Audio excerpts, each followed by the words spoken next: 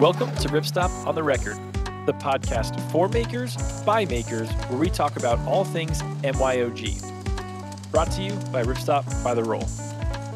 I think it's good, right? Yeah, I think that was a good take. What's up, everybody? Welcome to Ripstop on the Record. I'm Jameson. And I'm Avery. First of all, Happy New Year to everybody. This is our first episode of 2024, and we're really excited about what this year has to come. We've planned a lot of amazing episodes that are going to come out in this first quarter, and we think you should be excited about it too. So, Happy New Year, and we're excited to get into it with you all. Today, we're welcoming on Dan Gerken, who is the founder of Non-Onda Ultralight. He started out as a maker himself and just really fell in love with hiking and ultralight gear. Onda is an ultralight gear company, and they're based now out of Atlanta, and he specializes in making shelters, such as their burrito bivvy, and as well as for different tarps. So we're excited to have this conversation with him and uncover the secrets of tarps. But first, a few updates. We just want to make sure everyone saw the kits. That's our latest product that came out just before Christmas.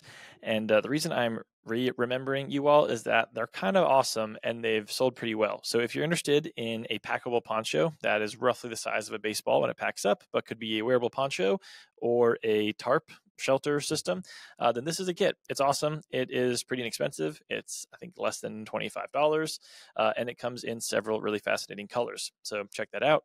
But also, we released a much simpler kit. If a packable poncho seems a little bit too much for you, then check out our lay flat travel bag kit. Fantastic for dirty shoes or dirty laundry. Great for traveling. I use like 4 of them whenever I travel, so I would highly recommend them for anybody else that wants a little bit of organization in their bag. Also, this is not a new product at all, but I've been making a lot of these recently, so I just want to do a little bit of a plug for our Polartec fabrics and for our beanie kit. With it being much colder, beanies are kind of a lot more of a necessity. So I've been prototyping with different fabrics, and I want to give a pro tip to everybody listening. Free tip from me, just for listening on the podcast, that if you buy the beanie kit, you should use those panels, copy the pattern. Isaac's fine with it, I'm sure, and then get other Polartec fabrics. So I'm going to give you, again, this is the pro tip here. I've made beanies out of the 4004, 4008. Those are Alpha Direct variations. And then I also made the Alpha Direct with wool. And that particular blend is my favorite beanie right now entirely. It's the most comfortable. It still breathes really well. It's warm, and it looks a little bit better as well, in my opinion, just kind of the heather black option. So yeah, buy the beanie kit. Copy that pattern on paper or something so you can keep that around, and then check out the other variations. The reason I love Alpha Direct with those is that it's so breathable when you get active that you don't overheat. Like, I've never liked wearing beanies unless I've been running in like 10-degree weather. I've never liked them because it's been way too warm. You get too sweaty. The Alpha Direct breathes so much better that you stay warm and you're not just like pouring with sweat. So yeah, I've felt really stoked about that recently because I've been making a lot of them. I gave one to Jason and like totally bailed he and his son out when they went mountain biking the other day. So I'm pretty stoked about the beanie variation. So I want to see what you all are making as well. So yeah, check that out. And one last final exciting announcement we have is the maker sponsorship is live for 2024. This is our 4th year running this, and we're looking for 4 makers to join our team for this year. We'll give you a Ripstop by the Roll gift card. We'll give you some PayPal money, and we'll help support all the projects that you have for the year. As always, don't forget to like, comment, rate, subscribe, and if you're interested in watching us, you can go on over to YouTube and watch us semi-live. Now to the episode.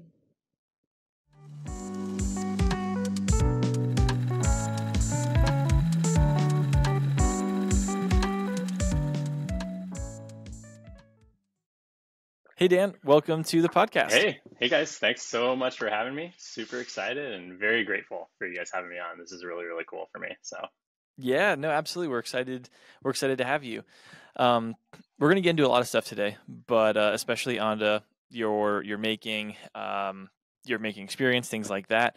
But you actually just told us about a really cool program that you're going to be a part of. let's start with that just to help people figure out who you are and what you do. Can you talk about that program? Yeah, thanks. So I applied and was accepted to this program that's run by an organization called Founded Outdoors and REI.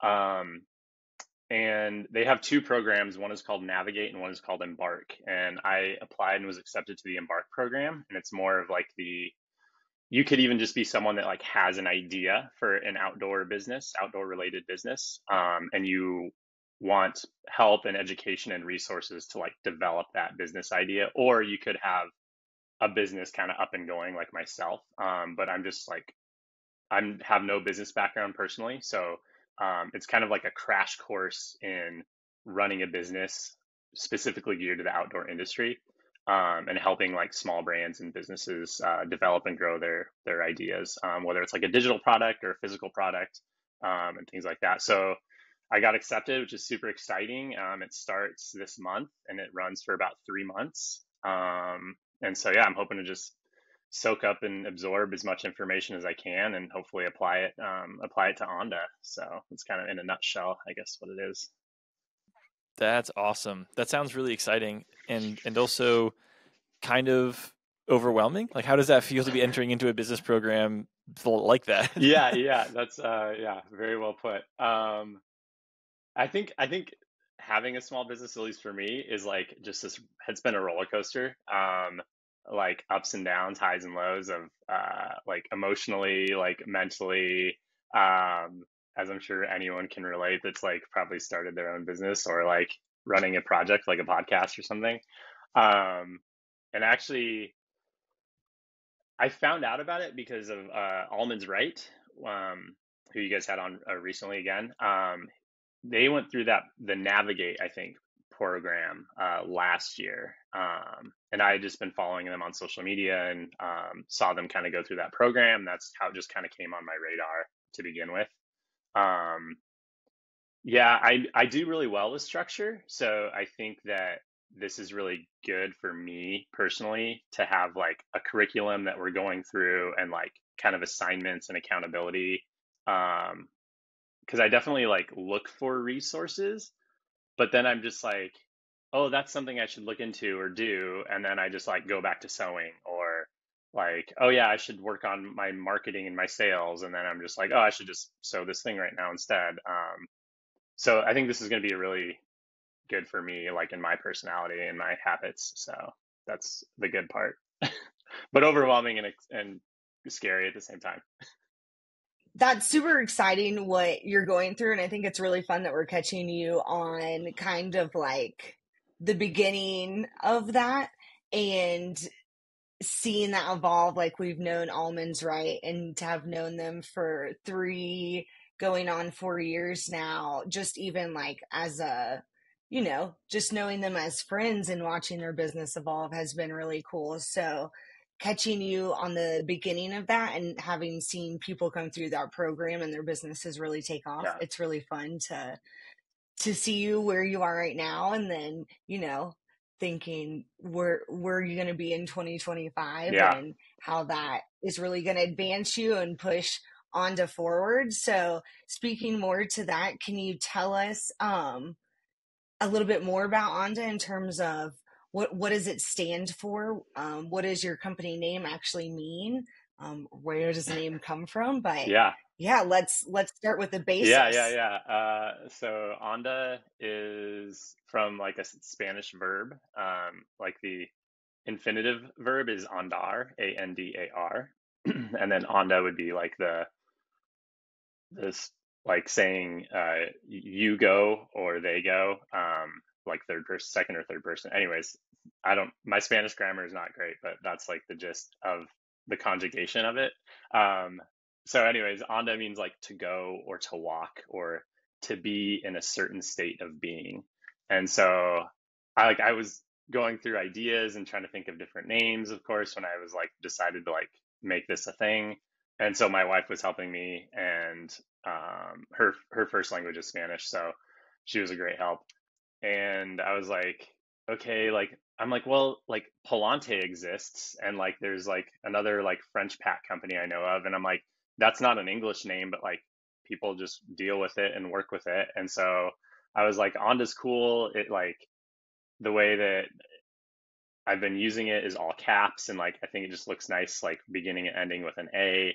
And then just the meaning mostly of like just like whenever you go, as I'm sure you guys can relate, like on a hike or a backpacking trip, and you're just like to be in that state of being of like I'm just walking and moving through nature and just soaking it in and enjoying it for what it is. And I thought that was like a really nice like behind the scenes meaning of the company and what I personally enjoy about the outdoors, I guess, in a way. So yeah, so that's Onda. It's a Spanish word. I love the way that you explain that, though. Just, and you can definitely see in your design and your logo, yeah, just the symmetry of that, and even what you said, just like going through the outdoors and enjoying that. And I think that speaks to a lot of, I mean, all of your products. But I'm just curious too, because I always ask questions off the record, but what did you do before, just like real briefly, what did you do before you started on to like what is your background? Because you seem like you have like a really curious mind, and you know, we end up talking to people with a lot of the same like personality types or backgrounds, like we talk about Lego kids. So like what did you do, you know, in your past life Yeah. before Onda? I in my most recent past life, I was a full-time firefighter paramedic. And I did that for a number of years. And that was at the time, that was like that was my goal. And it's a very competitive to get a full-time paid position in the fire service. Like fun fact, like most of our country is run by volunteer fire departments and like part-time fire departments. So it's just like when you get into like the bigger counties and bigger cities or municipalities that like have the funding and the resources and the need for a full-time paid fire department, like that's where you have the opportunity to do that. And so it was like a long process for me to get there, and I did it, and it was amazing, and I loved it, and still talk to my friends that I work with there, and like we have a chat group and stuff like that, and text each other. Anyways, so I was a firefighter paramedic, and then my wife and I had kind of planned. This was in Chicago. We lived there for about 10 years. I worked in the suburbs, and my wife and I, neither of us being from Chicago, had paid our dues with Chicago winters, and we're like, okay, like I don't think this is where we want to be forever. So we kind of had like an experimental exit strategy. And so I took a leave of absence from my position, and my wife closed her practice, and we like were saving our money, and we like went and traveled for a bit. And then very quickly we were like, we're not moving back to Chicago. And then mixed in there was like traveling, hiking adventures. We were teaching English online for a bit, and then like COVID, of course, like threw a curveball like with everybody's life. And so then fast forward, we ended up in Atlanta, and I had kind of just been starting Onda. And I think that's really when I like made it a brand and like a company. It was right after we landed in Atlanta. Because I had been making unbranded gear and just selling it on a subreddit prior to that, just kind of like myog, like here I made this thing, like if anyone wants to buy it, that'd be super cool. And like people did, and that was like really exciting to start off. So yeah, that's kind of my most recent background. I'm really curious about how you landed on starting with shelters. I mean, there's a lot of ultralight gear companies out there, and it's not to say that any of them are that they're the same or anything, but there's a lot of ultralight gear companies, and a lot of them start with packs. It's cool. It makes Yeah. sense. The pack is kind of the most forefront item that somebody carries on their through hike or section hike or whatever they're doing. But yeah, shelters is kind of bold purely because of the size. I mean, even if you make a bivy, which is a quote small shelter, it's like an enormous amount of fabric to store in any sort of home. So how'd you land on shelters? Why'd you go that route? Oh man, that is the best question. Because why it's a good question is because I often ask myself, like, why did I start with shelters even today? Because the size, like, just the logistics of managing like that much fabric. Now, granted, I'm still doing this out of our one bedroom apartment. So, like, when it's fabric cutting day, I'm Oh, like geez. moving the coffee table. I'm like rolling up the area rug. I like have just enough room from like the back wall to like our kitchen to like lay out the fabric roll. And then I'm like skirting around our sofa and my sewing table to like just cut one piece of fabric. And that's like half a tarp, right? So then I gotta like do another piece, and that's Yeah, one yeah, tarp. And I'm just like, oh my God, like what am I doing? Um, but yeah. one of the reasons I did start making the tarps and bivvies was one, I wanted one for me. I was like, I'd come off doing half of the PCT, and that's kind of when well, I like literally bought a sewing machine and like queued up YouTube, like how to thread a sewing machine, and was like, I'm gonna I'm gonna make a gear company, and like hadn't ever seen my mom sew me Halloween costumes as a kid, but like I had no sewing experience. And I was like, I want a lightweight, compact shelter, and I was like, I know a tarp initially it looks very like maybe intimidating for someone who's never sewn anything. Um, but like really it's more or less like two really big panels for me. And then I do like all the reinforcements and like rolling the hem on the perimeter, and like that's a Sure. whole other bear. But in general, I was like I wanted to make a pack, but I was like that seems like too many crazy components. But in hindsight, I would love to be cutting something that's like much smaller. But yeah, the tarps and bivvies, I was like, I want a shelter. I think I can make this. And after making some smaller projects, I like just went for it and made a tarp. Um, and I was ordering at the time we were in Europe. Um, so my sewing machine actually has like a European like plug. So when I came back to the States, I Okay. bought like a sort of a knockoff Pelican case and like had it in my sewing machine as a carry-on, and like going through security was like so funny. They like opened it and like you sew? I'm like, yeah. Really? And like, oh cool. And then close it, like, here you go. So I had to buy like this like weird power step down adapter that I still use in my living room to convert like the power expectancy from the European version to the US version. Anyways, so yeah, I was ordering like fabric from there was a one really European fabric supplier that had like similar stuff that now I can get from Ripstop. And I just ordered like enough to make one tarp, and like I made it and then used the scraps to make other little things, and then like just did that again and then just did that again. And yeah, so that's kind of how I started with tarps, I guess. Speaking of fabric, of course we have to throw in a fabric question here, but how is working on tarps helped you learn more about fabrics in general? Of course, there's silpoly versus the sil nylon and that kind of great debate. But yeah, how is doing what you're currently doing with such a specific purpose? We got to keep the rain off of you. We got to keep you dry. You're a past, EMT, firefighter, paramedic. So like, how life saving it is. Yeah. This is your one piece of gear in your bag that like this is like your life saving. I'm a wilderness first responder certified, so like this is your we talk about that like big risk, big reward. You know what I mean? But how has making shelter specifically helped you gain knowledge just about outdoor fabrics in general? That was a thought that crossed my mind in the previous question too, was the fabrics. Because I'm sure you guys have sewn with like sil poly or anything like silicon coated like that is so lightweight. I describe it as sewing a piece of tissue paper that is like so slippery and thin and light and stretchy, and it has like stretch it, on certain biases, and then trying to like sew precise like rolled hems or sew on like tie out reinforcements, and it is like so difficult. Um, Another reason I'd be like, don't start with tarps, don't start with this fabric, but it's possible. You could do it. I did it, but that doesn't mean like I didn't use the old seam ripper a few times. The fabric is really, really challenging, and I've made like Yeah. other just fun side things like hip belt pockets and some like little ditty bags with like X pack and stuff, and I'm like, this is so like crisp and like so much sturdier and like so much nicer to sew.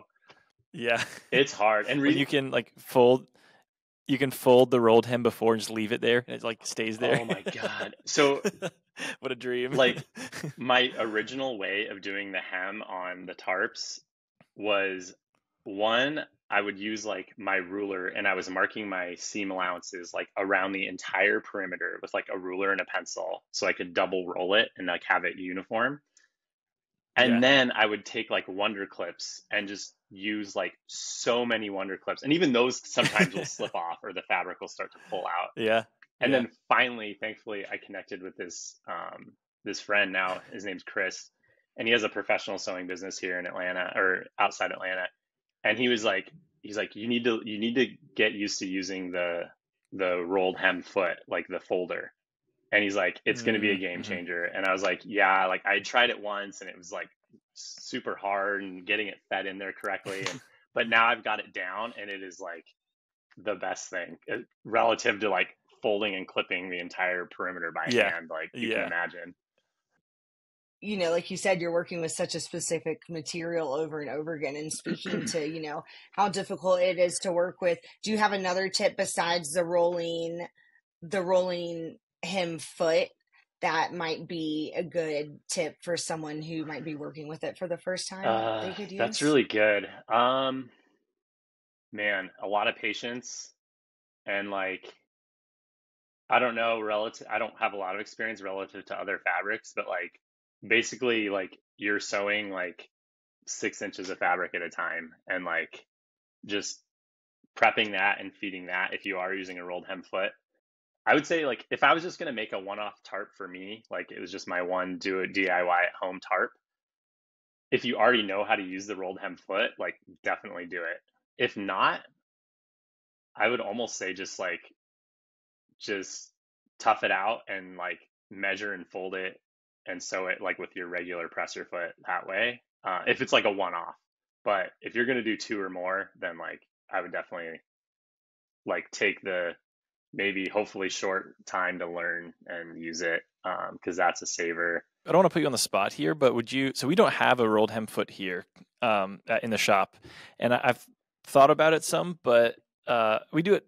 It comes and goes as to when we would use it, but just without knowing too much information, again, without putting you on the spot or like holding you to it, would you recommend that we get one? Because I'm really curious, and I feel like it could be pretty sweet. I mean, I made a tarp on Saturday, like a 9x9 thing, so like we definitely use it. I mean, it would get used several times a year. Yeah.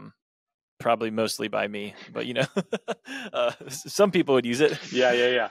I seriously got like a no-name set of different width rolled hem feet off of Amazon. Okay. And like the one I use the widest one, which is like 1/2 inch, which is super funny because it's labeled 4/8, and I'm like, well, that's not correct fraction, but anyways, that's 1/2. Yeah. And it has like a weird threaded like adjuster, like you can adjust, I guess, where the foot sits. Okay. Anyways, it's like clanky and makes a lot of noise, and it's definitely not the best piece of machinery, but like it totally works. And if it's like something just to try too, I definitely would get one. And it was not expensive at all. I know if you have like well, that's the big thing. Yeah. That's the big thing too. I was thinking of the investment. Like we have the custom binding attachment from I think it's Tennessee Attachments, whatever. Thing's incredible, but it was like $350. And if it's probably not going to get that, but I could probably convince Jason to spend like 30. Oh yeah, like maybe 30 or even less. I don't know. And you get like a whole set of like 4 of them or like different widths. Because my sewing machine actually came with a rolled hem foot, but it's like so narrow, and this fabric is so slippery, and it's like too narrow of a rolled hem that I would even want on my tarps anyways. I wanted something a little wider, but definitely get one if you're making tarps. And that's reminded me too, is I did have some recent validation because my friend was sewing a tarp for his son, and he runs a full-blown like professional sewing business.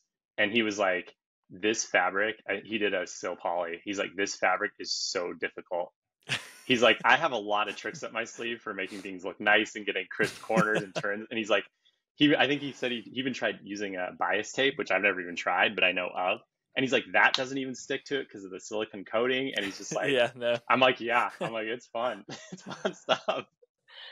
I didn't want to keep dragging on about this rolled hem foot, but I haven't made a tarp, but I have made curtains when I was in high school, and I did it with a rolled hem. And I remember it was pretty tricky to get, but once you get it, it's like, it's almost like trying to explain to someone like where to put their fingers, you know, and how much pressure to pull from behind. And it's Yeah. like something you can't explain to someone. It's just second nature. But I feel like I tried it recently and I was like, I just kind of gave up easily. So I was like, I wonder if it's like riding a bike, one. And then two, I remember that there's like certain tricks you can do, like starting, your thread chain and then kind of feeding it in, or putting the fabric and kind of like twisting around that rolled hem foot and starting that way. Do you have like, what is your way for starting Yeah. the project with a rolled hem foot just to get it started? Because that's the hardest part. Yes. Once you do that, everything is gravy. Yeah. So probably, well, kind of like you're describing some of it is, so when I first attempted it, I had found this like YouTuber, I think her name was like Jellyfish or something. And she had like a whole like 3-part YouTube thing on making tarps. And they were like super cool looking. Like she was using like a green body with like yellow reinforcements and like color matching the thread. And so she was going on and about this rolled hem foot. And so then I tried it and I could never get it to feed right. And like it always seemed like it was untwisting out of the foot for me. But anyways, now my current like go-to method is, like you said, I I measure and mark my seam allowance, and I fold and clip it with like about 3 to 4 wonder clips, like at the beginning. And I just slide that under the needle. And so, like you said, I do start my chain, my stitch. Like I do my, forward, back, forward, like lock stitch. And once that's set, I take the wonder clips off, and then I kind of unroll it and slide it in, and like it's like all things. So I do this weird thing. I like slide it in and pull it, and usually it lands in the rolled hem foot nicely. I'm also doing this because I start my stitches at the corners where I also have a second layer of my reinforcement points. So I have two, but I've already pre-sewn the reinforcement piece, so it's kind of sort of married together. But Sure. anyways, that has been my go-to. Is I start it just by itself, folded with wonder clips. I get it like set, and then I can unroll it, roll it back in, and then usually from there it goes smooth all the way to the end. For me, yeah, if that makes sense. So here's another tarp question for Yeah. you while we're here. So the one I was making this weekend, I made the 2 separate panels first. So I got like all the tie-out reinforcements on there. I had pre-folded the rolled hem, and I got those complete. And then I sewed the ridgeline together. The problem was that then the rolled hem was complete, or the rolled hem was folded, and then I did the center line. So when I went to go put on my reinforcement tie-outs at the ridge line, I couldn't embed them in the rolled hem anymore. In my head, that was really smart, like 2 hours before that, because I was like, I don't want to be running both of these panels around the machine and whatnot. But then I couldn't embed my center, the ridgeline tie-out reinforcements. So what's your hack for that? Do you just deal with the massive amounts of fabric dealing with 2 panels and then just embed the reinforcements when you do the roll hem? Yeah, I pretty much do the exact opposite order. So for me, whether this is right or wrong, I do the ridge line. And yes, I just have 2 massive panels of fabric that I'm like feeding through back and, I did see, I think you guys just did a video, on the poncho tarp that you guys did. Mm-hmm. You guys did something clever with the reinforcements that I was like, oh, I should try that. And I can't think of specifically what it was, but it was. Oh, I think, well, on the poncho, we didn't use reinforcements specifically. We just tacked the grow grain Oh, maybe it down was the way you did the to grow the grain. rolled hem. Oh yeah, like Isaac did it for, at least in the corners, he did like an L, kind of like where it goes down the side, loops around, Yeah. like it goes like one half loop, then goes like a right angle for the tie out, And I think maybe it was the mid something like panel. You that. guys laid the tie out so that it was actually like it was seated in the rolled hem, and you stitched and Oh then yeah, yeah, yeah. folded it back down and like stitched over that. And I thought that was kind of a cool way. Yeah, the reinforcements are, that's a time consuming part for me in the process, as you can imagine.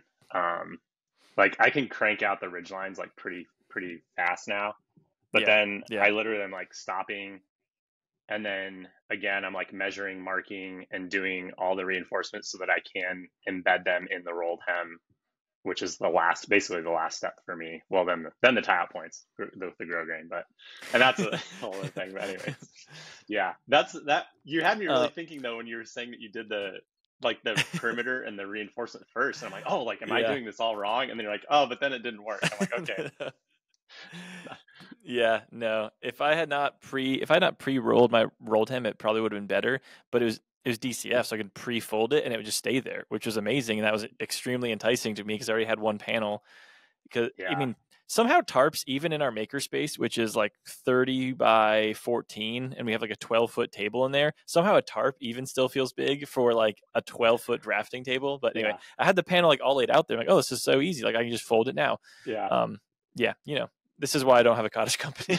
No, no, But it was a good tarp. It turned out okay. that's cool. That's cool. Yeah. um, I want to hop back to eco fabric really quick, because we took a really worthwhile tangent, but a tangent nonetheless. And I want to ask you, uh, so as a cottage company, you don't have a ton of capital just to invest in stuff, but you still find a way or justify a way. We'll find out what it is with your answer, to purchase eco fabric. So some of the fabrics that you use are like our 1-1 Eco Silpoly, which is obviously using recycled material, thus being more environmentally friendly. So with what I said earlier about like you don't have a ton of capital, you can't just be like justify to your investors why you want to do this. How do you justify the cost of that? And I know like the environment stuff, but you're a small company. It's not as easy just to being like I want to be good for the environment because it still comes at a high cost. Yeah, yeah. It's something that like I always question when it comes down to like purchasing materials, like is it worth it? And when I was kind of like conceptualizing like what I wanted, how I wanted to make these tarps, and like my very brief thought of marketing or whatever at the beginning of this, I was like on a fence of like, do I do the eco silpoly fabrics, which comes in like 4 colors? I think there's like olive green, Yeah. Moroccan blue, charcoal gray, and black.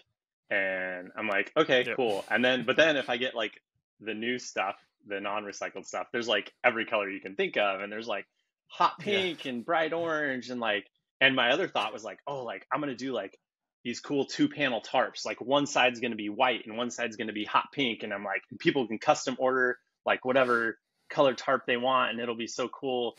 And then I was like, that would be cool. Um, but I also could see the other side of it, like maybe long term, like if I wanted the company to stand for something like a little deeper. Um, and who knows, like maybe someday we'll have like eco fabrics in like every color you could want. I don't know what the limiting factor is on, or it's just demand maybe for colors. Um, but that was one of the things, was just looking up to other like companies and brands that I thought were doing things a way that I would want to do them. And I think that resonated deeper with me. And so like it is more expensive, like to buy eco fabric. But also like it's more expensive to make things in the US. So it's about, I guess, finding the right customer that like that it does resonate with them, if they want to like shop with their dollar in that way. Like I'm not going to sit here and say like everything I own is made from recycled materials and it's all made domestically. Because like, Sure. and like as I've like gotten deeper into like the business and production and manufacturing side of gaining knowledge, like there's a lot of things that like just don't exist in the US. Like for Yeah. whatever geopolitical Yeah. reasons, like we haven't like developed that like industrial like or kept up with other countries Hmm. like that have these massive buildings with like every type of machine that can do every type of stitch like so perfectly and uniformly every time, and like that might just not exist in the US like at the time currently. um so anyways, yeah, I think just like having a company and a brand that like when I looked at other companies and was like, that's pretty cool that they do that, like I wanted to like follow in their steps and like kind of do things that way. For better, for worse, like for many reasons. You know, it makes it harder, it makes it more expensive, it makes it more expensive for the customer. But if a customer values those things, then I think that they'll like see that too, I guess, and relate with that maybe. Yeah. Yeah. No, I could see that. Um, so here's a hypothetical question for you. What do you wish you knew earlier about starting a cottage company? Oh man. Um, I wish I knew how big tarps and bivvies take up and how difficult the fabric is. Like maybe I should have spent more time like prototyping a backpack and just figuring that out. Um, no, as far as like I think I think I've been very um like continue to be inspired and motivated by like the more people that I come in contact with, like such as yourselves, like just reaching out to people in this industry. I think like everyone has been like so supportive, like in so many different experiences and ways that I've had. It's been like really, really inspiring, like just that like people are good and like people want to help if they can help you type thing. Um, and so like I hope that I can be that person for other people too, whether it's like, you know, people will message me sometimes and be like, what knot do you use to tie on your like line lock or whatever? And I'm like, sure, like I use this, like here's a video I have of it or whatever. Like, or if someone wanted to ask me like how to make a tarp, like I would be so happy to just like help in any way I could, like make it yourself. Like that's so rad. But um yeah, I guess for me, it's still a continuing struggle of like, one, I don't know what I don't know about running a business. And two, I think just like, just reaching my potential audience or customer, like for any business probably is like just so challenging. So like the whole marketing, the whole social media thing is always hard for me. Like I know I need to do it and like I need to be consistent with it. And like I'm like, I'm gonna post every day, and then like I don't post for like 2 weeks or like a month or like yeah, I think currently I think like the whole marketing, social media, like reaching my audience is something that I wish I guess I knew how to do better or be more consistent with than what I currently know now. Um, yeah. Does that answer the question? Definitely. Yeah, no, that makes a ton of sense. I mean, we have at least a 3-person team here at Ripstop by the Roll, and being Avery's, I mean, she's a social media manager. We are incredibly consistent, and it's still something that we meet about every single week. Like it's still not, it doesn't like run itself by Yeah. any, and we have 3 people actively working on all forms of marketing Yeah.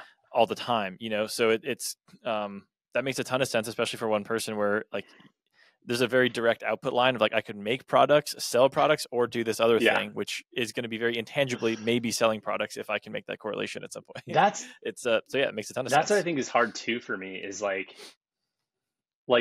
running a business or starting a business or growing a business. Like there's no like direct path or like formula for success, or and I don't even mean success in like a grand way. I just mean like of having a Sure. sustainable business, a viable business. Like it's like, well, try this and like maybe this will, or like this worked for this company, but maybe it won't work for you. And so I think that's been something that's like been a little frustrating for me is like like if there was like, Danny, do A, B, and C, like, okay, cool, I'll do it. But like A, B, and C might not really do anything, like posting on Instagram. But like maybe if you have a TikTok, like maybe you'll get actual customers out of it, right? I mean, that's Yeah. but anyways, yeah. It's a interesting game. I think a lot of the times, people like yourself started companies because you liked outdoor gear and hiking and sewing and wanted to make things, and then you, like pretty much everyone we've talked to on here, then you're the sewer, you're customer support, you're customer service, you're the marketing person, you're the email person, you're taking on all these other things, like, wearing every single hat, but like you just started it because you just like to sew, and I think that's the hard thing of finding that dialect of balancing, what you really love to do, but also like this day and age, like needing to market ourselves, like talking about Instagram. I was like, man, I just wish we were all still like sharing a picture of our like cappuccino that morning. Like, oh, that's the vibes I want. Like, just more organic.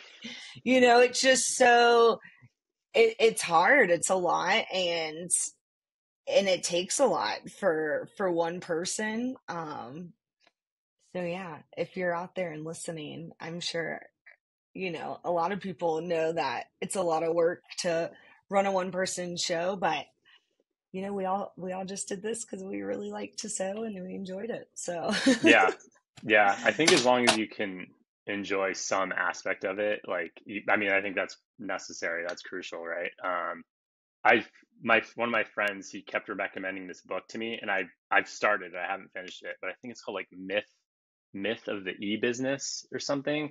And it talks about how if you're starting a business, the chances are that you were either like you're the maker, you're like the salesperson, or you're like the manager. And that's kind of like your like where your default mm, like persona is.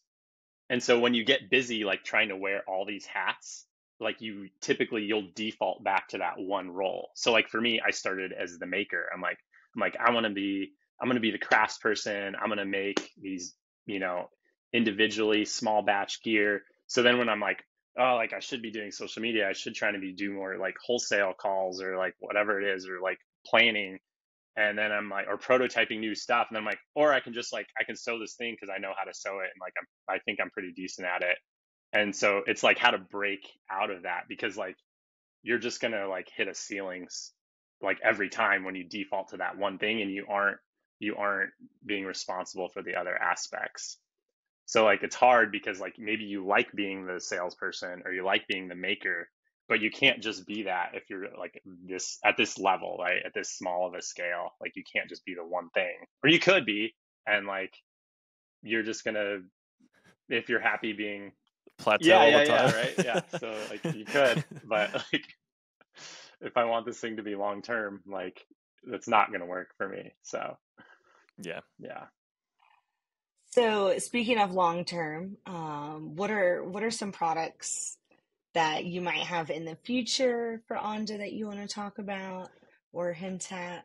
We know a lot of your work is shelters and bivvies, but what else do you have in the works to expand your line? And we also talked about this on another podcast with Almonds Right, and you might have heard us say, like maybe it's not a new product, maybe it's just like version 2. It doesn't have to be like this whole new concept and design, to feel like you're making success, but just making developments on the same product. So what does that look for you in the future in your Oh company? man, so many things.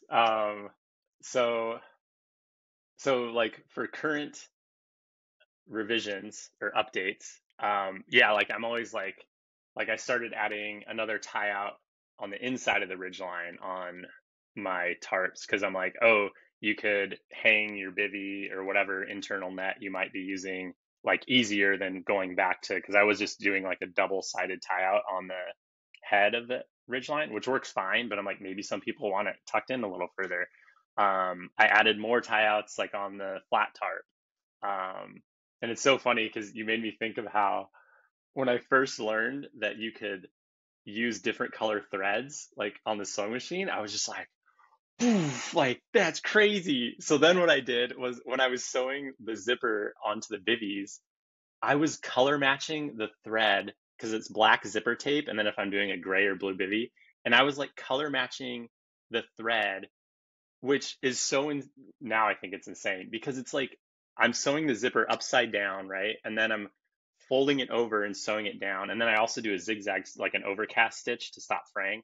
But I'm like, the only way anyone is ever going to see this is if they like go inside the bivvy and like flip over the zipper like the other side and be like, oh, cool, he used a gray thread instead of just a black thread or whatever. And I'm like, so I've stopped doing that, but he was just like, you get like into these details is like as you're like every Yeah. stitch has to be perfect, or like every design character or whatever.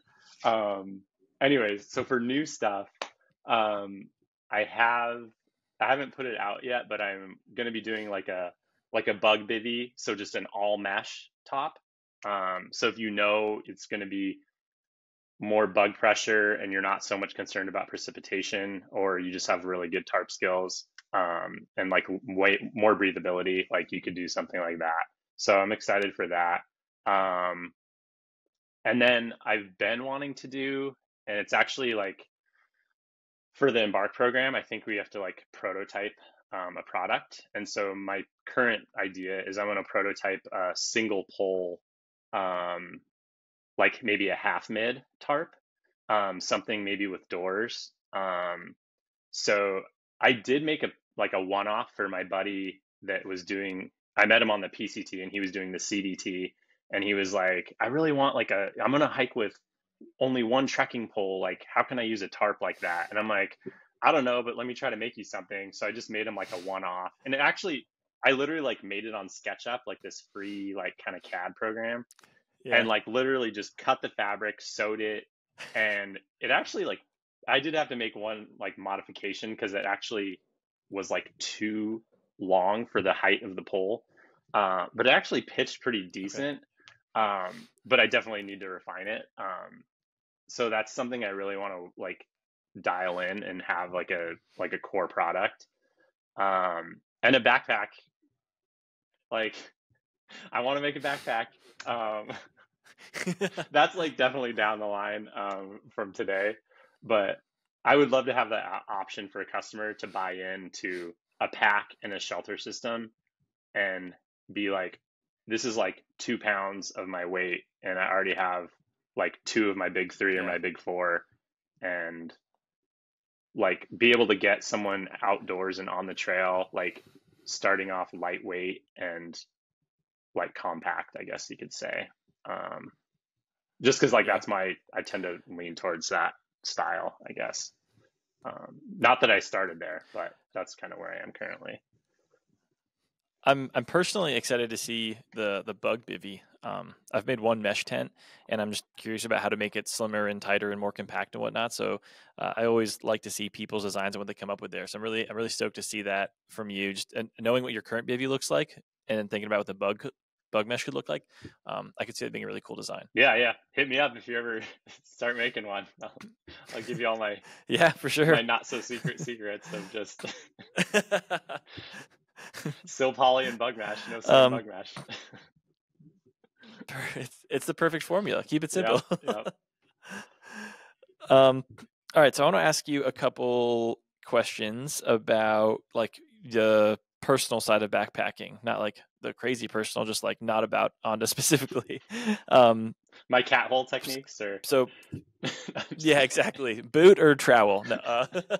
Um, what's so being in the cottage industry, we see a ton of companies, and I think we all take inspiration from many other companies. So I want to know what companies you take inspiration from, and who you follow and who you really admire.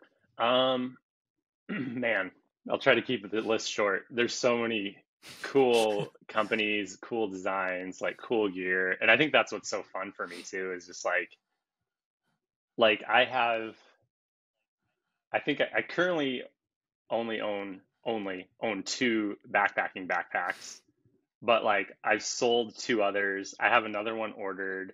like I'm not even making one yet for myself. So like, I mean, you guys know, like if you're into gear, like you're like, yeah, like I think I found the perfect shelter or the perfect pack, but like maybe this one is even more perfect. Like it's like no, it's like they're all gonna work. Like you just got to It's get down the trail. especially when you start Oh making my, them, it almost gets so much worse. Oh my gosh. Yeah, the amount of bags that I have in my house is unruly. yeah, yeah.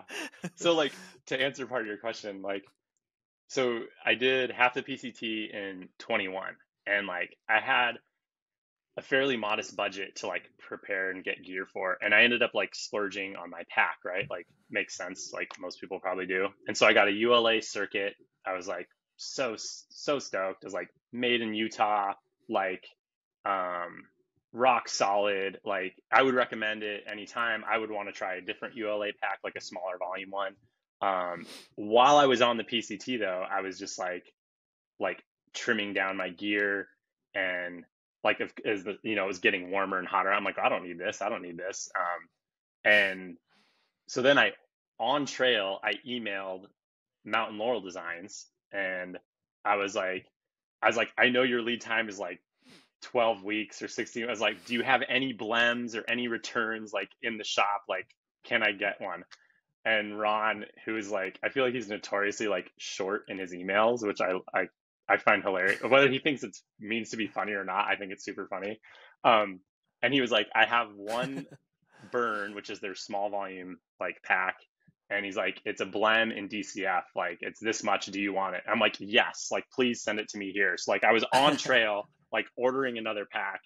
Then fast forward, and I was doing the Colorado Trail the summer before last. I'm on trail with my MLD burn pack, and Yama Mountain Gear was doing a release of their Sassafras pack, which I'd been eyeing for like years and had never seen them available.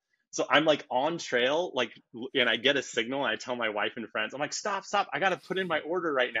And I'm like custom specking a pack while I'm hiking with my new pack to like get another pack. And it's just like, so ULA, I feel like is rock solid. MLD, I think there's like tarps and shelters and packs are super cool. Like I think the cricket tarp is like really neat and like funky and would be super fun to try. Yama Mountain Gear, it was like one of my main inspirations, and someone who like he's calculating like the amount of waste fabric like per piece of gear that he's making, and like just like doing carbon offset like with his energy, and like just like really like a lot of the environmental like aspects. He's using recycled fabrics, and like so like that's someone that I've been like watching and actually have gotten to know again now, which has been like so cool, and was like the nicest guy. Yeah, and then like yeah, like that's just to name a few. And then like of course the Instagram algorithm is like feeding me like all these obscure like packs from Japan with these like asymmetric panels and like zippers and Yeah. pockets, and I'm like, whoa, like that's so cool. Like yeah. So those are just a couple. Yeah. Yeah. You named three amazing companies there, and I am at no point am I putting any one of them higher than the others, just for anyone listening. But in terms of purely design and like intentionality, well, they're all intention. Just go check out the Sassafras Yeah. pack. You'll see what I mean when you look it up. Just how again design that to be so Yeah. modular. I guess that's what it is. Like it's incredibly modular. It's designed to be like from day pack to kind of like through hiking level. It's really incredible. It's not for everyone, but it's fascinating to look at. So you got to check Yeah. that out. But check out all the companies that Dan just mentioned, because they're all really cool and they have fantastic designs in their own right. Yeah. Just the Sassafras is wild to look at. It's so Yeah. fascinating. Agreed. I got like every option you could get on when I ordered the Sassafras, minus the hydration bladder tube, which now I've kind of gotten Yep. into like I signed up for a trail run race, and I'm like, oh, like why didn't I get the hydration bladder like port on there? Not that like I still won't use it, but anyways, yeah, it's a cool the really cool feature options on there. So speaking of gear, what's another favorite non-Onda piece of gear that you have in your pack? I was thinking about this question last night, and spoiler alert, I knew the question like before this interview. And The one I have, because you said to like bring show and tell stuff, even though I'm not at home right now, but we might go camping this week. So Oh, nice. um, I have the MLD pack that has. This is what I ordered like while I was on trail, but I was like, what do I like? What do I love in the pack? And this isn't Cottage at all, but I guess they used to be. But I have a Patagonia R1 fleece that I've probably had for at least 10 years. Whether that's cool or not cool, I don't know. But I bought this when I was living in Chicago. And I mean, I used to commute by bike before I was in the fire department. So like I just worked in the city. So I would commute by bike, by bus, by train. And like Chicago winters are no joke. So like that was like something I would just wear to death.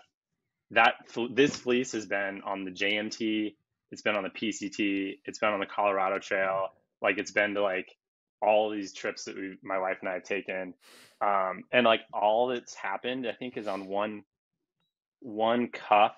I have like a burn mark from like a campfire, and like some of the stitching started to come undone, but this was like years ago on one of the like where the cuff joins the sleeve, but like it hasn't, there's no hole, it's just a few of the stitches started to come out, but like this thing will just not die. Like I want to get a new Patagonia R1, but I'm like, this one just is great and it works and it's black and I love it. So yeah, maybe that, I don't know how exciting that is, but I just thought it's so cool that I've had it for so long to me.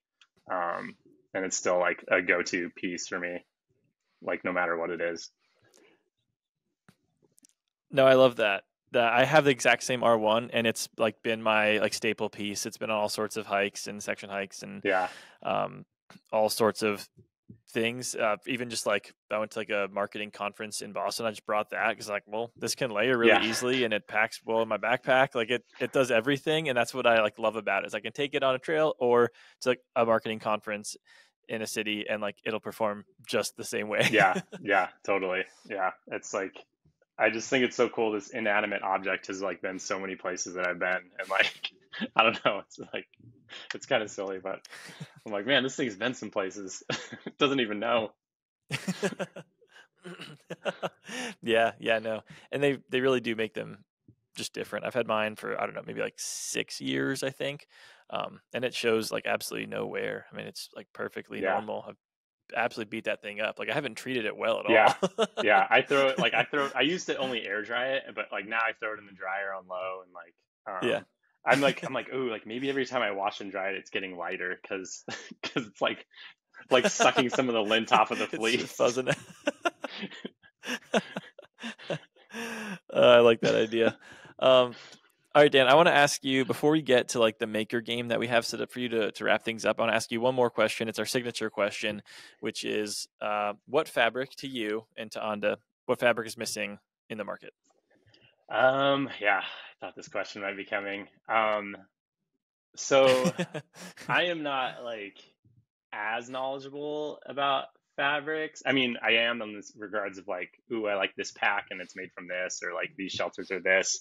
So Sure. something that I'm excited to use, hopefully, is I want to start prototyping with the Ultra TNT by Challenge, which Yeah. a couple of Hmm. companies have started using for shelters. But like if I could have that with like whatever components are made from recycled materials, like I would have that. Or I don't even know if it's feasible to have like a DCF that's made from more like recycle. I feel like just having the ability to have, and there are great awesome fabrics that are made from recycled material out there already, but like just having more options with that.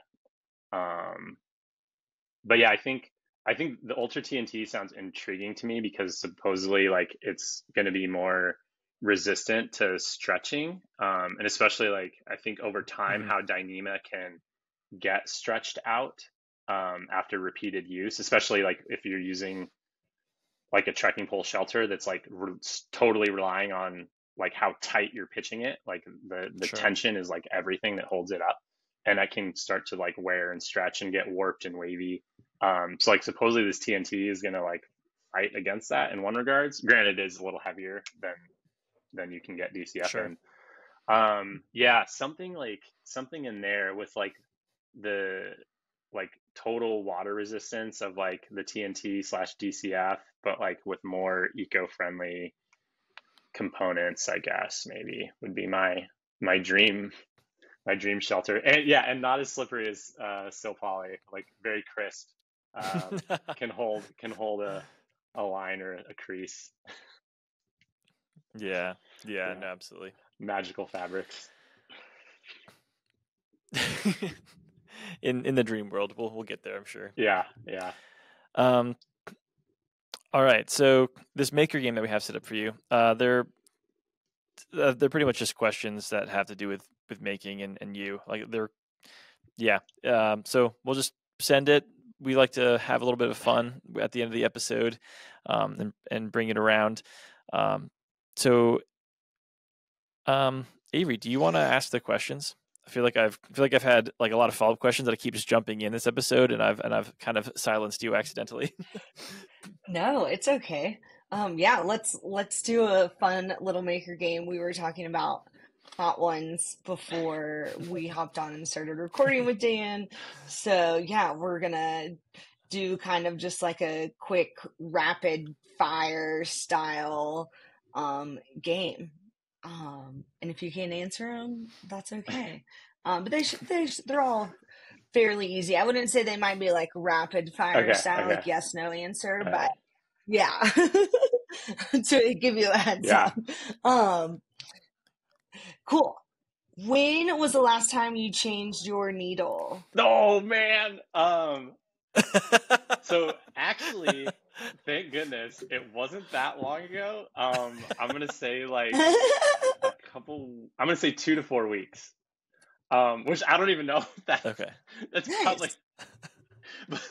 Let's just say I have like one pack of like, what do they come, like 5 needles, those little flat packs? Yeah. Like I just bought a second pack, and like I've been sewing on this machine for like 2 years or 2.5, like, but I haven't used all those needles. And in my mind, I'm like, this fabric is so light and thin, like it's fine.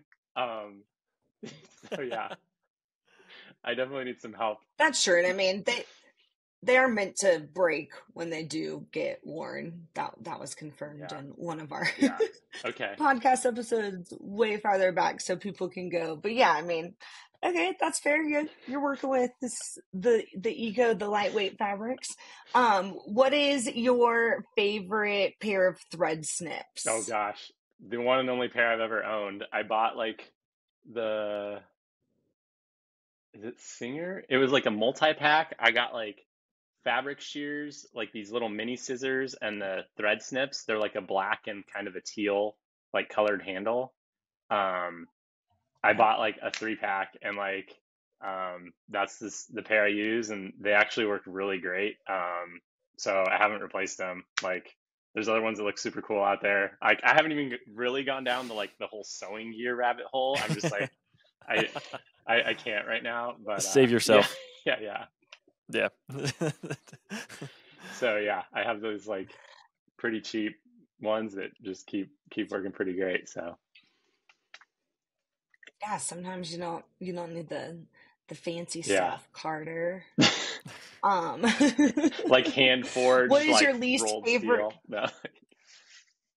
Yeah. I mean, or the ultralight titanium. Ooh. I mean, I'm just poking fun at Carter because he's got like probably. I can only imagine how many pairs of thread snips that man has been through. But he only has one pair. He has bought 7 pairs. Like he went on this whole kick, early 2021. We wanted to find the best pair of thread snips. So he bought like 7 different ones to get the best ones. He only keeps the perfect one. So he has like this one, like Japanese oil slick looking, like specific ones. But I have a pair. I think Isaac has a pair. I think like he maybe gave one to his mom or something. He gets rid of all the extra ones. He just found the perfect ones. Yeah. There you go. It was worth the search then. You got the perfect thread snips. Carter did like he does your sewing tutorials, right? Like or has that's Isaac. Did Carter do the wallet one like way back in the day though? Yes. Shout out to that zipper wallet tutorial. That was like one of the first projects I did with like a zipper. So like Everyone go make a zipper wallet. Nice. Yeah. Yeah. Carter's Yeah. funny. What is your least favorite part of the making process? Oh man. Right now it is cutting fabric, only mostly because of logistics, because I'm in a small one bedroom apartment and I'm making giant things.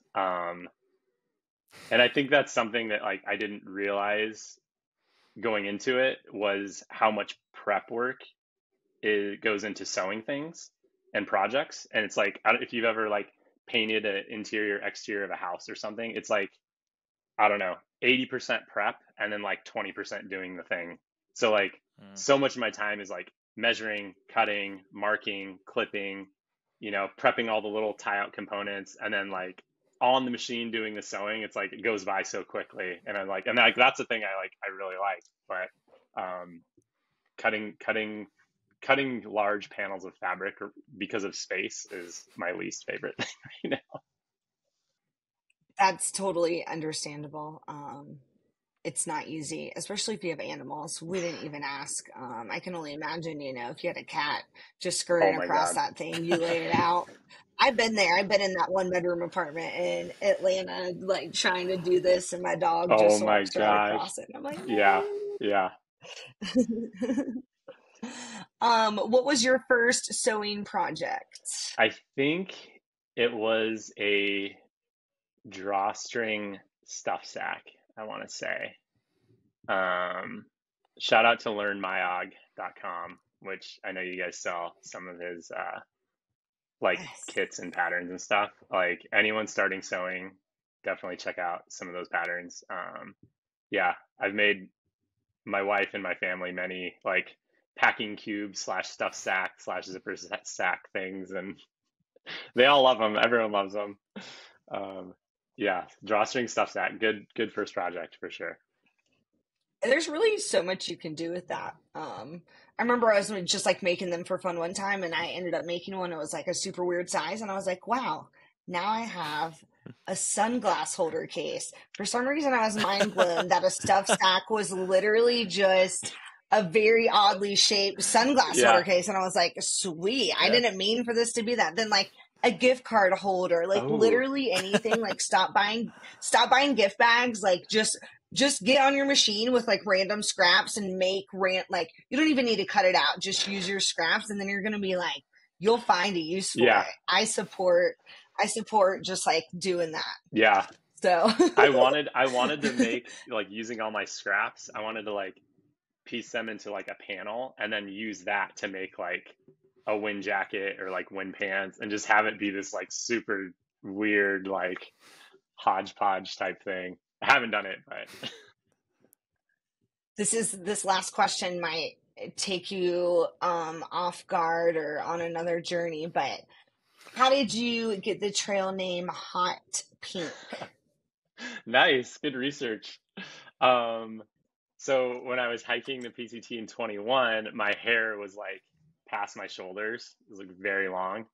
And one of my like luxury items, I guess, I was carrying a mini like wet hairbrush that was hot pink. And it was funny because like my trail family was like over half female, and like I don't think any of them were like carrying a hairbrush, but me and my other buddy, he had long hair, and he like we were the two with hairbrushes, like the two guys with long hair. Anyways, like my friends were like, I was also wearing a base layer shirt that had a banana print on it, and they were like, okay, you can either be Banana Man or Hot Pink. Like, which one do you want? And I was like, oh, like Hot Pink. Like that sounds great. Um, so yeah, my trail name was Hot Pink after that. Yeah, or they'd call me HP for short. Yeah, yeah, Oh man, I always love hearing about how hikers got their yeah. name, but no shame in the hairbrush game, because I also, when you were talking about like pieces of gear being old, my oldest piece of gear was a hairbrush that I had had since middle Oh my school. God. And I was like, it just disappeared one Oh, day on the oh, trail. I was like, well, lost to the. I mean, I hope I didn't just leave it somewhere, I'm but sure. it was probably like reorganizing my pack at a hostel I'm and it got left I'm sure it behind. lived on But in another hiker's pack like the next day. They're like, perfect. I needed a yeah, hairbrush. and I bet you made a lot of friends, and people are like, y'all are all nasty sharing a hairbrush, but that was probably like the cleanest piece of gear that we Probably. had. Oh my gosh. I love that. Well, thanks for sharing those stories and the rolled hem Oh tips yeah. and your love for eco fabrics and just getting excited about your journey with the REI program that you have this year. But thank you so much for joining us and for being here for us and for being a fan of Ripstop and the podcast. And we truly can't wait to see what this year brings. So thank you, No, thank you Dan. guys so much. This was a lot of fun. Yeah, I listened to the recent one with his name was Daniel, who was the soft goods designer. And like when he Hmm. started talking about like staggering and spacing seams like within different pieces, and I was just like, oh Oh my yeah, gosh, I was like, this is a whole I know. other design level that like I need like for making something Yeah, like that was super cool. So yeah, just all the little things that you guys can like uncover with this and talking to people in so many different aspects of this industry, or like anything that has a stitch now that I see, I'm just like, oh my God, like that was so much work. Like that's amazing. Like everything you look around, and you're like, there's stitches everywhere. Anyways, you guys are great. Thank you. I'm so grateful. This was awesome. Hit me up anytime if you're gonna make a bivy or a tarp or whatever. Always happy to help anyone listening. Yeah. So thank you guys. thanks, Dan.